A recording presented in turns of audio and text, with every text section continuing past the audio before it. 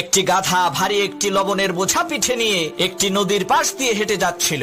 বোঝাটি এতটাই ভারী ছিল যে তার খুবই কষ্ট হচ্ছিল। হঠাৎ তার পানি পিপাসা লাগলো। নদীর পাড়ে দাঁড়িয়ে পানি খেতে গিয়ে পা পিছলে নদীতে পড়ে গেল, যার কারণে তার পিঠে থাকা বোঝাইকৃত সেই লবণগুলো নদীর পানিতে মিশে বোঝাটি হালকা হয়ে গেল। গাধা তো মহা খুশি। সে মনে করলো সে বিশাল বড় একটি জিনিস আবিষ্কার করে ফেলেছে। সে ভেবেছিল নদীর পানিতে নামলেই মনে হয় বোঝা হালকা হয়ে যায়। পরের দিন সেই গাধাটি বড় একটি তুলার বোঝা পিঠে নিয়ে ক্লান্ত হয়ে গেল। পথিমধ্যে একটি নদী দেখে সে খুবই খুশি হলো। হোঁচট খাওয়ার ভান করে সে নদীর পানিতে বসে পড়ল। এতে করে সেই গাধার পিঠে থাকা তুলার বোঝাটি নদীর পানিতে ভিজে আরো ভারী হয়ে গেল, যার কারণে সেই গাধাটি আর উঠে দাঁড়াতে পারল না।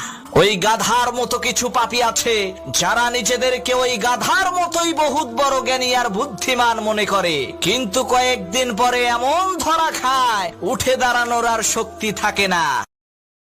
Download ShareChat.